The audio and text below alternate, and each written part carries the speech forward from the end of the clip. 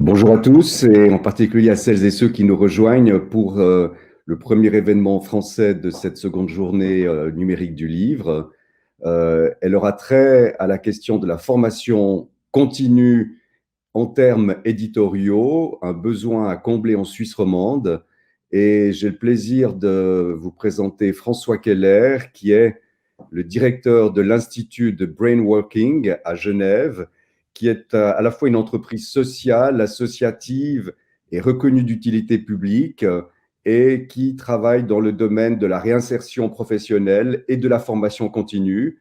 Et j'ai proposé à François Keller de présenter justement l'offre de cours en termes de médias éditoriaux que l'Institut, sous sa conduite, a mis sur pied. Également de nous présenter les offres de cours qu'il a conçues en collaboration avec l'Asforet, que les éditeurs connaissent bien, mais auxquels ils ont difficilement accès puisque ces cours ont lieu à Paris. Alors c'est assez encore plus particulier dans les temps de pandémie que nous vivons.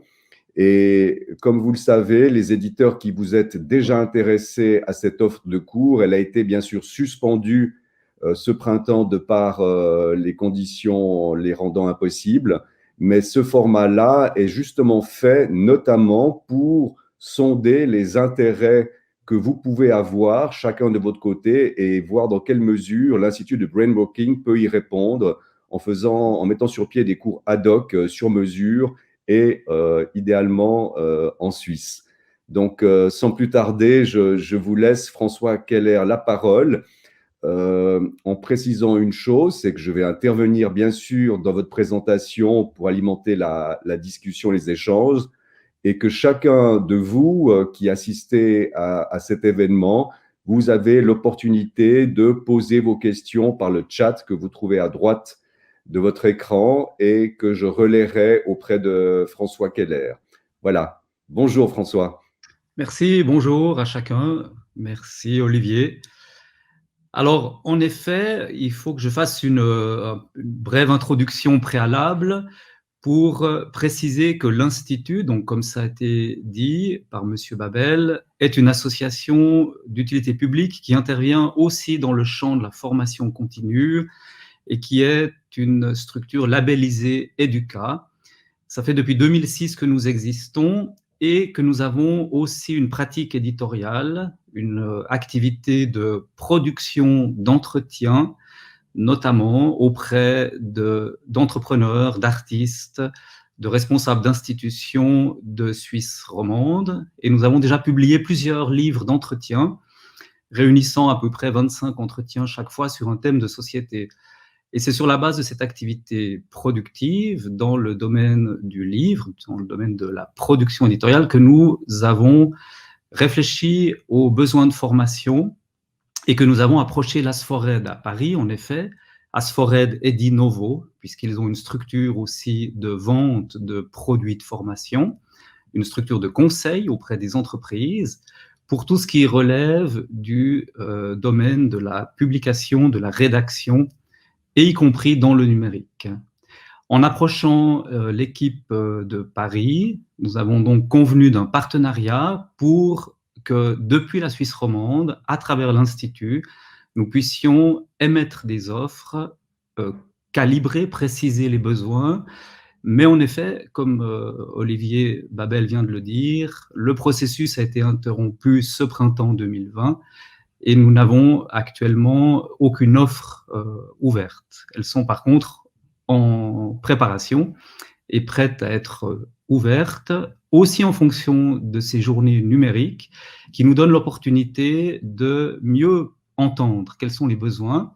Et c'est là où on va ouvrir notre discussion à l'instant avec les participants qui se trouvent là, pour écouter aussi quelles sont les réalités professionnelles et comment en Suisse francophone en particulier, nous pourrions petit à petit acheminer des propositions de nouveaux métiers éventuellement, puisque les métiers sont assez multiples autour de l'édition, mais néanmoins il n'existe pas le métier de rédacteur, le métier d'éditeur en soi.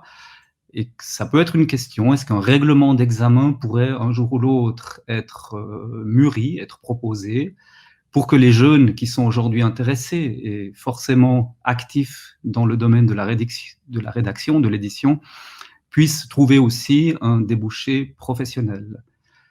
Alors voilà, je m'excuse si l'introduction est un peu longue, mais j'écoute volontiers qui est déjà en ligne et qui veut éventuellement mettre au programme une intervention.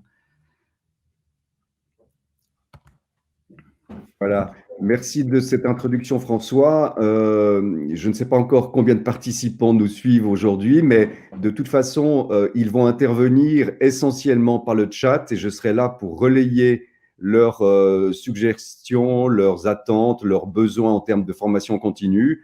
Je peux simplement ajouter déjà pour le moment qu'il ne se passe pas presque de semaines, en tout cas 2 à 3 fois par mois, Livre Suisse, notre association, reçoit des demandes d'informations de la part de jeunes qui sont aux études ou qui s'apprêtent à terminer leurs études et qui s'intéressent au métier de l'édition et qui se rendent compte qu'il n'existe aucun moyen de faire une formation adéquate qui les prépare à ceci.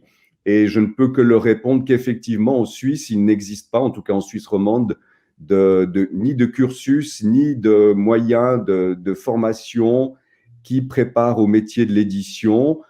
Il existe ceci dans plusieurs autres écoles en France, notamment à Saint-Étienne et à l'université, je ne sais plus quelle université parisienne. Et certains éditeurs actifs, d'ailleurs en Suisse romande, ont suivi ces cursus.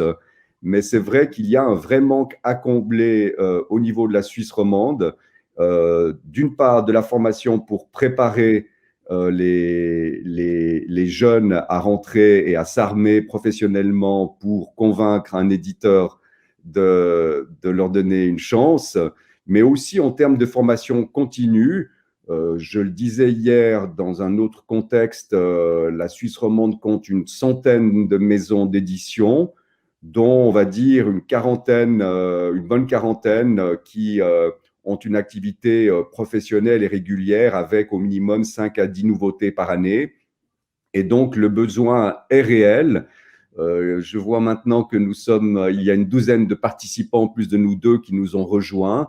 Et donc, à nouveau, je les invite à faire part de leurs besoins et de leurs attentes. Mais je peux, dans l'intervalle, François, vous proposer de nous dire un petit peu plus sur à la fois le programme de formation que l'Institut a mis sur pied ce printemps passé, qui est en stand-by, comme vous le disiez, et aussi sur l'offre de cours conjointe développée avec l'Asfored et Edinovo. Oui.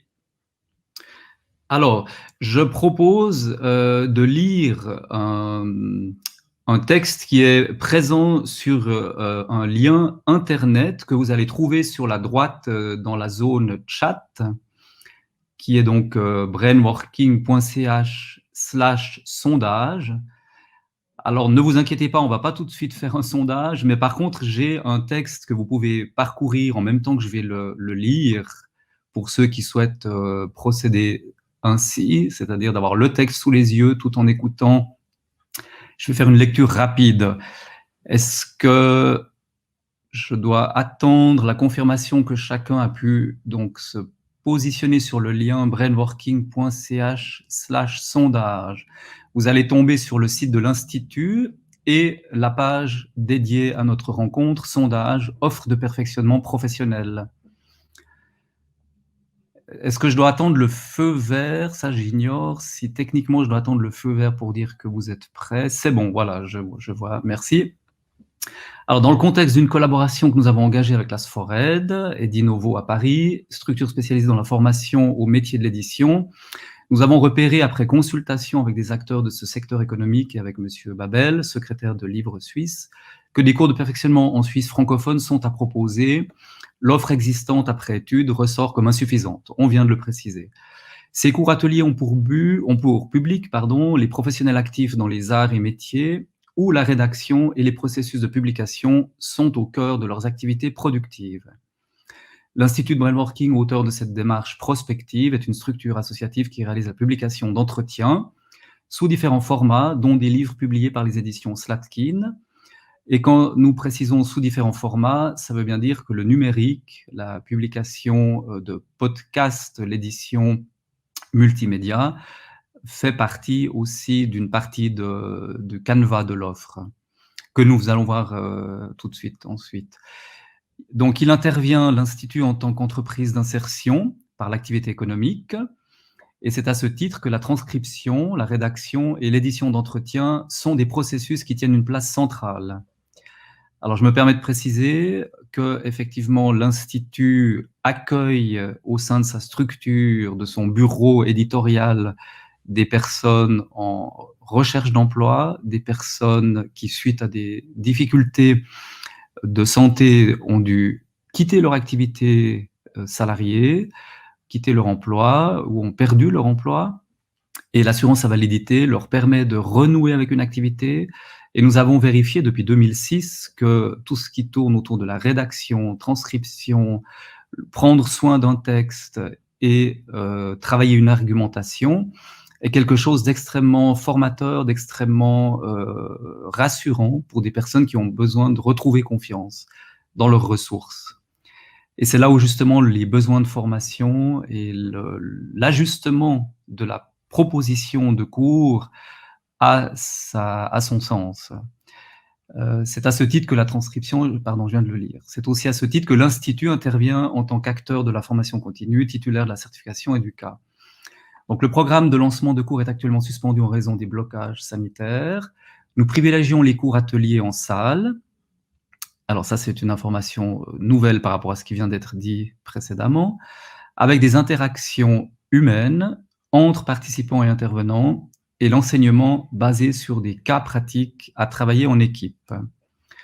Pour ajuster au mieux nos offres à venir, merci de participer à notre sondage. Alors j'invite les personnes qui souhaitent, avant de quitter la session, de remplir ce formulaire. Ça prend 4 minutes et ça nous permettra de garder une trace de vos propres intérêts. C'est un sondage assez simple qui reste interne à notre rencontre et qui reste interne à Livre Suisse, qui ne sera pas transmis à des tiers. Il n'y a aucun but commercial autre que d'ajuster notre offre de formation auprès de vous. Alors maintenant, l'offre, pour arriver directement sur le terrain, nous l'avons aussi pré-enregistrée au niveau du chèque annuel formation du canton de Genève. Et ce chèque annuel formation donne droit à un montant de 750 francs pour un module qui représente de 42 à 56 heures. Donc nous avons 4 modules en réalité. Certains font 42 heures, d'autres, un en particulier, 56 heures, qui regroupent plusieurs thématiques, plusieurs contenus et plusieurs interventions. Le calibre de 40 heures est un prérequis pour le canton de Genève pour octroyer un chèque de 750 francs à un participant éligible. Vous trouverez toutes les conditions sur la plateforme du chèque annuel formation du canton de Genève. Et ça, évidemment, que ça concerne ceux qui ont une éligibilité au plan du canton. Sur le canton de Vaud, il y a des équivalents à trouver, ou sur d'autres cantons, que ce soit Neuchâtel, Fribourg, Valais, ou toute la partie, disons, suisse francophone. Il se pourrait que des équivalents existent ou que nous ayons à les formaliser avec les cantons concernés. Donc ces 4 modules s'intitulent, le premier, Écrire un enjeu au quotidien, le deuxième, Édition et publication, le troisième, L'écriture au service de la communication interne et externe, sous-entendu la communication d'entreprise, et puis le 4e module s'intitule Valoriser l'entreprise comme structure narrative. Alors le 4e module est plus proche de la réalité et de l'intérêt du brain working, qui lui-même met l'accent sur le récit, la narration et l'enseignement à travers le retour d'expérience. C'est pour ça que les cours sont plutôt prévus sous forme d'ateliers sur des projets, sur du concret, sur des réalisations en cours, sur des besoins d'ajuster des outils. Et je dois aussi préciser que Edinovo est une société qui poste des tutoriels, qui poste des formations en ligne avec un logiciel qu'ils ont très bien mis au point et qui permet à tout professionnel, par exemple, d'avoir une question sur les droits d'auteur ou d'avoir une question sur un processus éditorial à vérifier. En 1 heure de temps, il peut valider ses connaissances et détecter des besoins de perfectionnement. Donc, l'intérêt de cet outil, c'est aussi que dans notre partenariat, qui va reprendre, j'espère, en 2021, on puisse utiliser à la fois cet outillage et dérouler des formations plus proches que celles qui se déroulent à Paris, en France. D'ailleurs, il y a aussi d'autres formations ailleurs en France, mais principalement à Paris. Et le pôle suisse romand et parisien peut être intéressant pour que des formateurs de France viennent chez nous ou que nous allions assurer des formations inversement en France. Ça, c'était vraiment le principe de départ de notre partenariat. Alors, à ce stade, je rentre pas dans d'autres détails ici. Il faut peut-être qu'on puisse laisser la parole à certains intervenants ou à vous, Olivier. On va les laisser intervenir, mais moi j'ai quelques questions à vous poser. Par rapport à l'offre que vous venez de décrire dans les grandes lignes de mise sur pied par l'Institut de Brainworking, quel type et quel est le profil des intervenants et des animateurs de ces ateliers? Alors justement, là, nous avons plusieurs formateurs qui se sont pré-inscrits, si vous voulez, comme personnes ressources, comme personnes pouvant tenir un séminaire, tenir un atelier. Ce sont des personnes qui ont une pratique de la rédaction, par exemple, en maison d'édition ou dans des centres de formation comme à Genève, il y a CAD School, qui est une école qui forme au logiciel de la mise en page, à tous les logiciels de création de contenu. Là, il y a un ancien bénéficiaire des mesures de l'assurance chômage qui a fait un programme avec l'Institut, qui est devenu un enseignant chez CAD School et qui peut être aussi un intervenant chez nous, sur mandat et selon les opportunités, selon les inscrits qui se définissent dans le programme.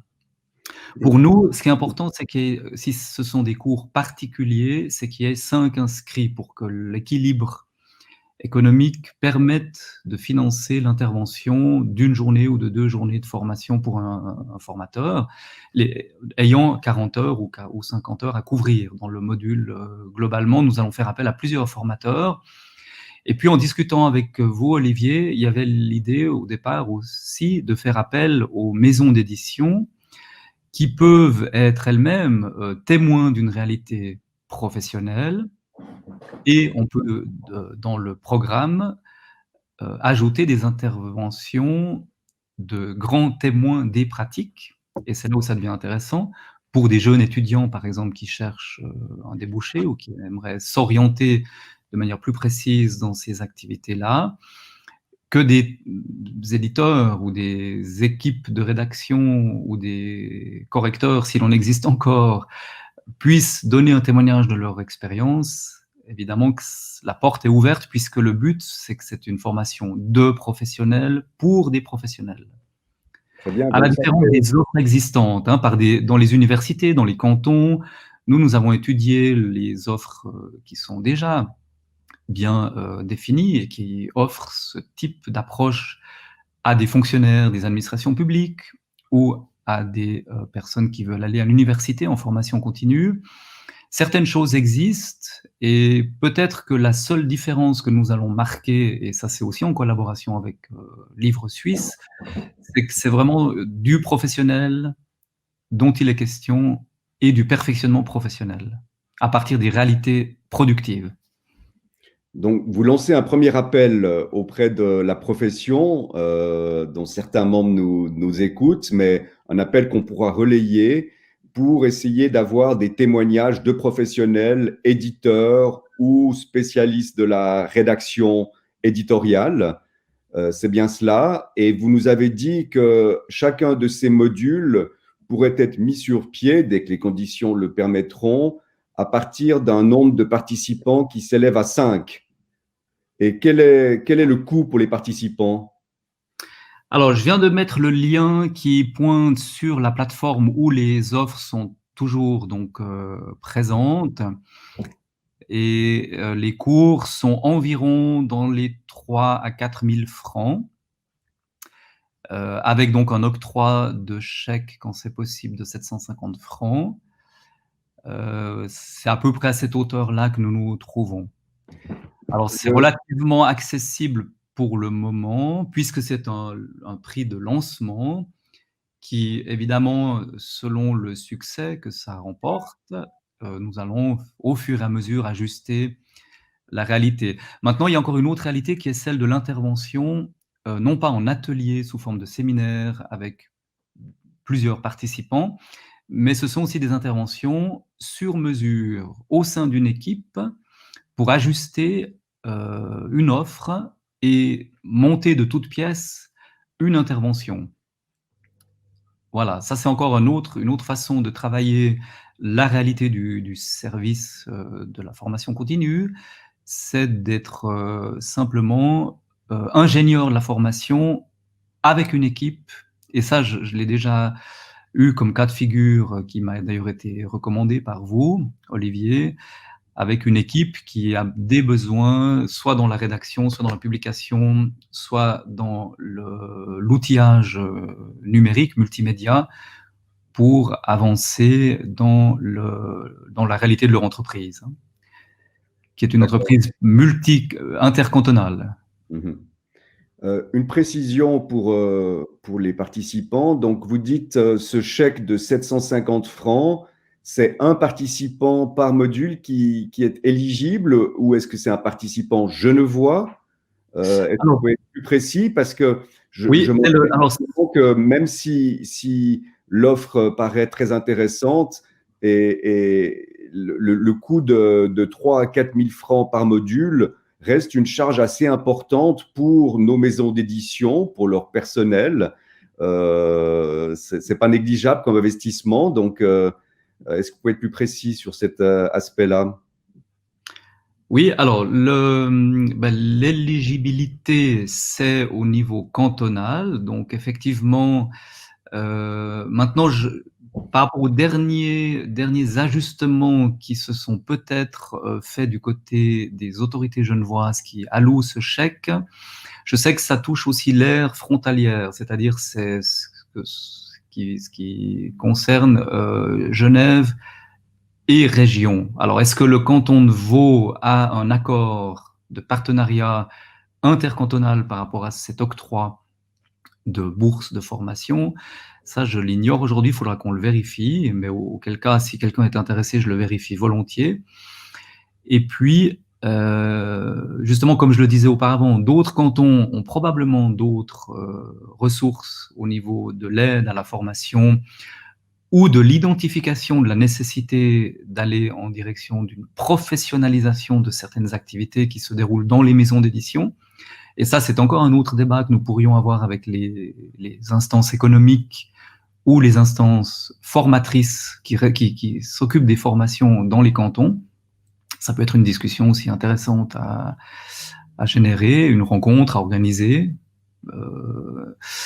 Donc, voilà, la réponse, effectivement, le coût, c'est un investissement. C'est un investissement qui peut être fait à titre individuel ou au titre d'une entreprise qui peut trouver une formule avec nous, avec l'ASFORED. L'ASFORED pratique à peu près les mêmes tarifs. Nous sommes vraiment alignés sur ce qui est la réalité en France, puisque le 80% aussi du marché de la formation à travers l'ASFORED est financé par l'État, c'est-à-dire ce sont des jeunes qui ont un soutien avec des fonds publics.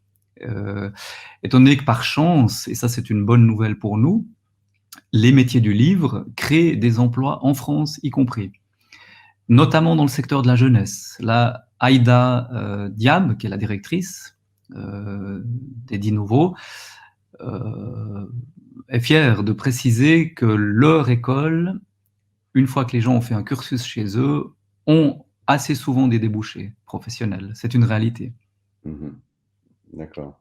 Donc, je pense que effectivement, c'est une bonne idée que de mettre à profit les quelques semaines ou les quelques mois qui sont devant nous avant du démarrage de ces cours, d'aller voir et prendre contact avec les pouvoirs publics et voir dans quelle mesure les gens qui s'intéresseraient à se former par le biais de ces modules puissent être aidés financièrement ou bien sûr leur employeur lorsqu'on parle des collaborateurs des maisons d'édition. Et je suis prêt, bien entendu, à prendre ces contacts avec vous et essayer de faire en sorte qu'il y ait un soutien financier, parce que sinon, je redoute que cet ordre de prix que vous avez annoncé ne nous permettent pas ou ne vous permettent pas de capter suffisamment de personnes alors que la demande existe réellement. Est-ce que Oui. vous pourriez maintenant nous présenter un tout petit peu qu'est-ce que vous avez discuté et mis sur pied justement avec Edinovo en termes d'offres de formation continue? Oui, alors, comme par contre, je vais peut-être prendre une seconde, puisque nous avons retiré de notre plateforme les offres, et puis moi je les ai sous les yeux à travers la plateforme du chèque annuel formation. Euh, alors, il faut simplement que, excusez-moi pour le contretemps. Mais vous pouvez nous les dire dans les grandes lignes et envoyer le lien qui sera diffusé sur la plateforme, mais vous pouvez nous les présenter dans les grandes lignes. Oui, alors, donc, disons, dans les grandes lignes, nous sommes partis sur la rédaction, donc comme une réalité au quotidien, c'est-à-dire, c'est un enjeu au quotidien, que nous soyons rédacteurs au sein d'une maison d'édition, que nous soyons rédacteurs au sein d'une entreprise, puisque la rédaction est une réalité transversale à beaucoup de champs professionnels, qu'on travaille dans le domaine juridique, qu'on travaille dans le domaine bancaire, dans le domaine de la communication, dans le domaine de la production audiovisuelle. Nous savons bien que la rédaction est un fil, est une structure, est une réalité interprofessionnelle. Alors là, pour améliorer les ressources et la technique de l'art et la technique de la rédaction, il y a tout le rapport à la langue, il y a le plaisir du langage et de la recherche linguistique. Ça, ce sont des plus qu'il faut travailler. Il y a la vérification de l'argumentation et la structuration d'une argumentation. Il y a l'image aussi, comment une image est véhiculée à travers une phrase, un texte, un propos, puisque évidemment que la rédaction, c'est aussi une réalité non seulement visuelle, mais aussi acoustique. Hein. C'est pas seulement lire, mais c'est aussi entendre et des images voyagent à travers la rédaction. Donc tout ce rapport-là à la réalité de ce qui fait le tissu d'une rédaction, la qualité d'une rédaction, ça c'est le premier objet du module, du premier module. Ensuite, édition et publication, là nous avions plus déjà travaillé par rapport à des offres de cours et des projets concernant la post-production, les processus éditoriaux. Et alors d'un côté, on sait que certaines urgences et certains impératifs économiques imposent de moins réviser les textes et d'être peut-être moins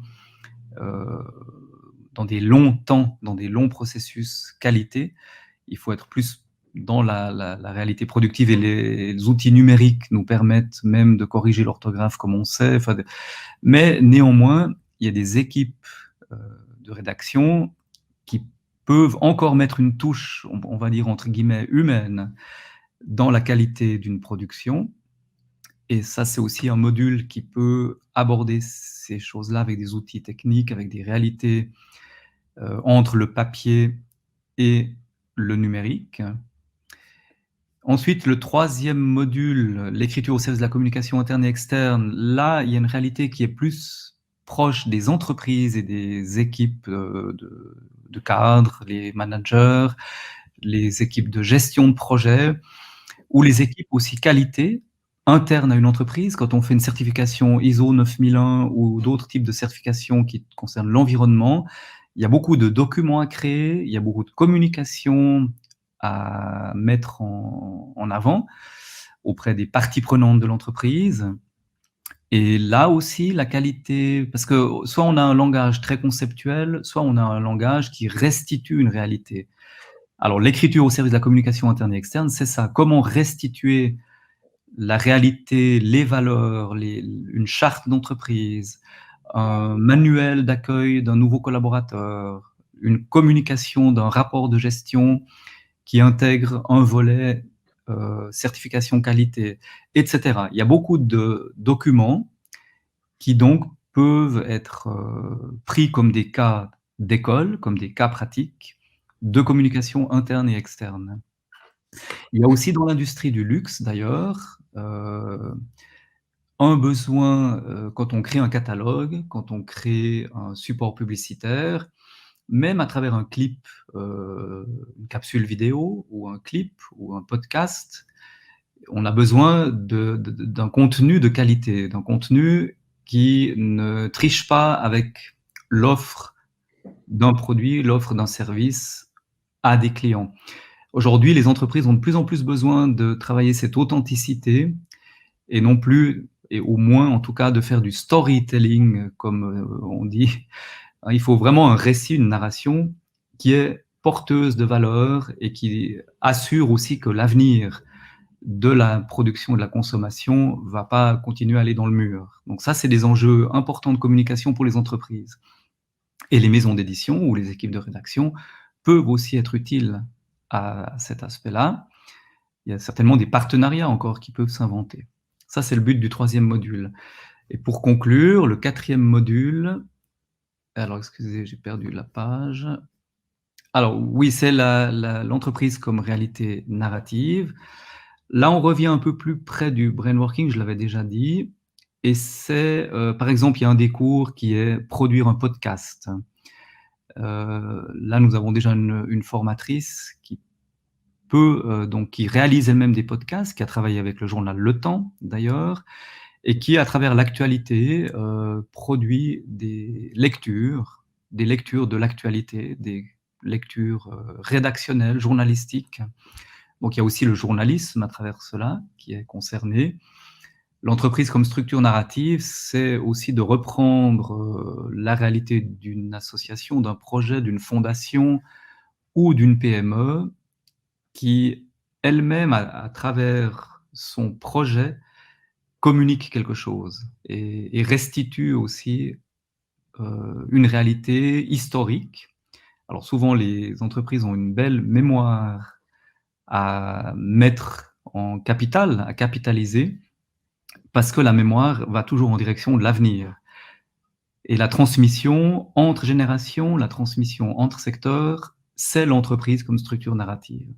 Là, moi, j'ai des cas très précis, par exemple, d'une directrice d'un EMS qui, après 28 ans de travail, de service, quitte, puisqu'elle arrive comme jeune retraitée, et elle a 28 ans d'expérience à capitaliser à travers des récits, et ça, l'Institut, c'est une de ses spécialités, pour que la fondation qui est employeur puisse bénéficier de ce capital d'expérience, et même créer d'autres structures à partir de là. C'est-à-dire d'avoir un canevas opérationnel pour la gestion de nouveaux établissements.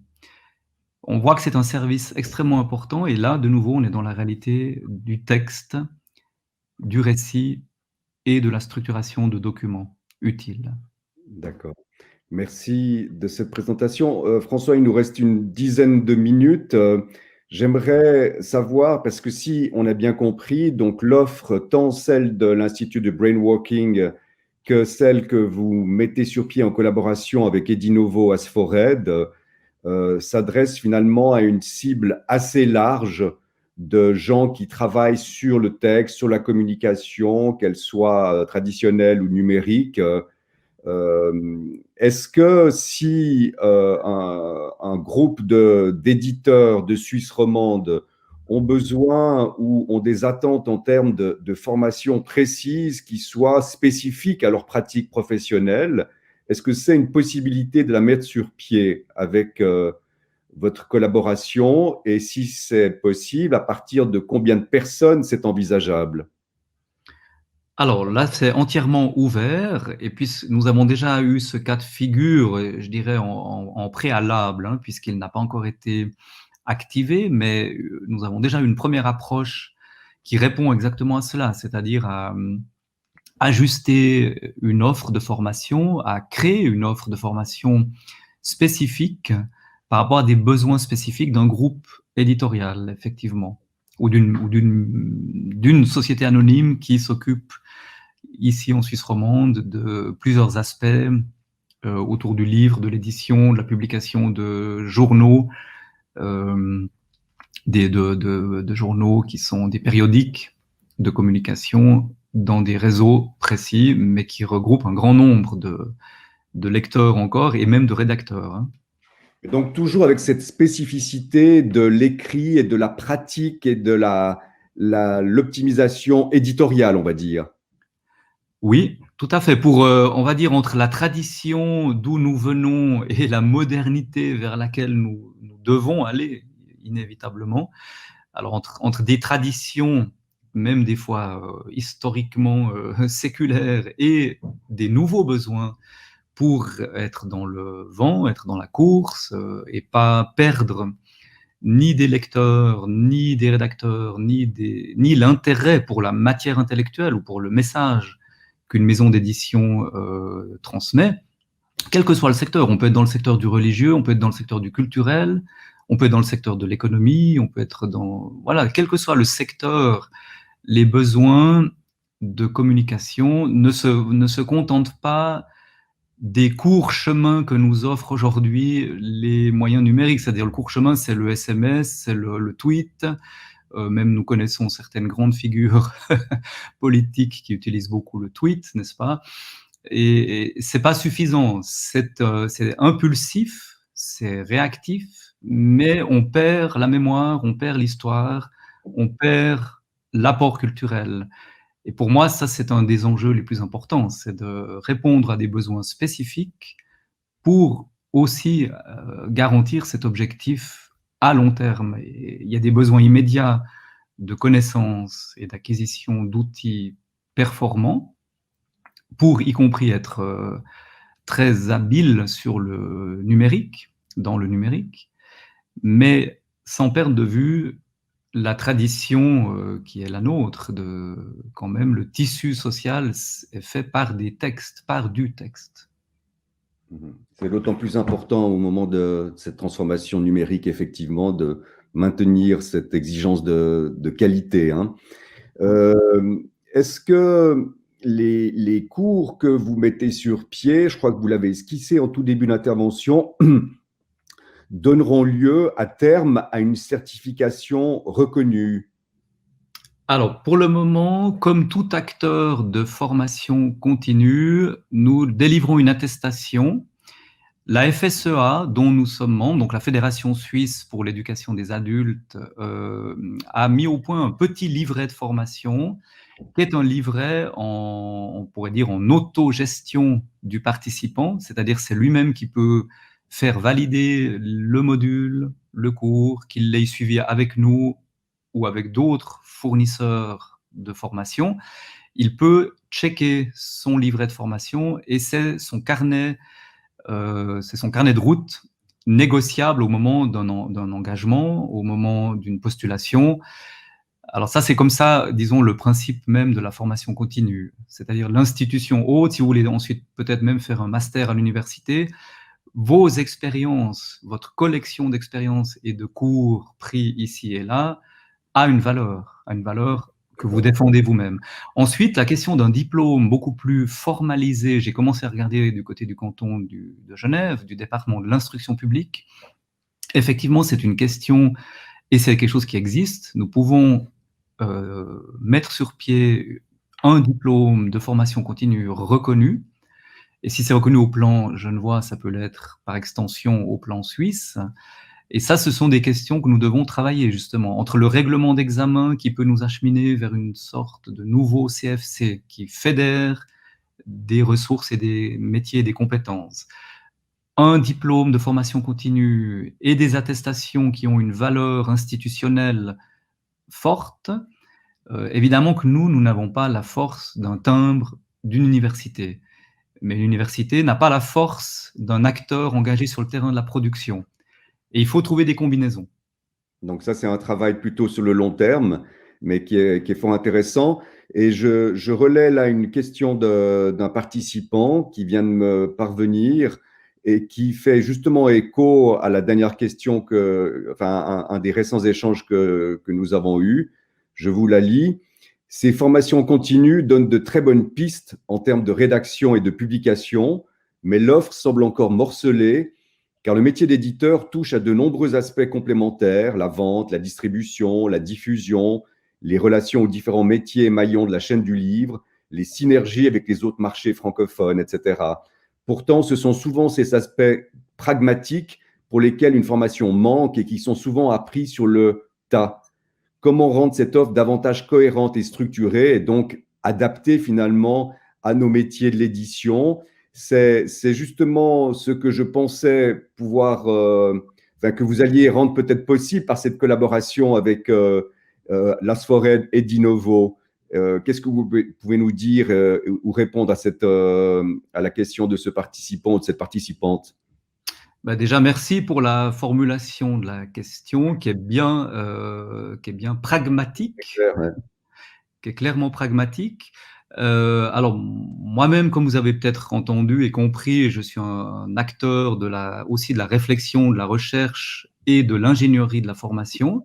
Donc c'est tout à fait ces impulsions-là données par vous qui êtes aussi sur vos propres terrains, en fonction de vos propres besoins. Et c'est aussi dans ce sens que le sondage que je vous invite maintenant peut-être à remplir rapidement peut relever d'un intérêt pour justement prendre note des besoins, les ajuster et revenir vers vous avec des propositions pour notre heureux futur printemps 2021 qui sera hors Covid, et qu'on puisse démarrer quelque chose qui soit le plus utile. Il peut y avoir de la formation réflexive et il peut y avoir de la formation, on va dire, un peu plus autour des instruments.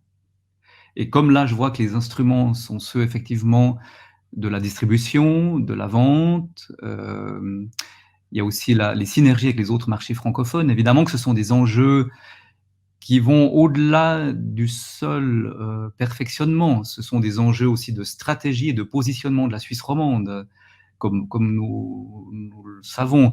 Alors, il y a probablement que d'avoir une force de formatrice supplémentaire peut aussi contribuer à un rayonnement différent ou à une autorité différente par rapport à des régions francophones comme la Belgique, comme la France, comme le Canada et autres.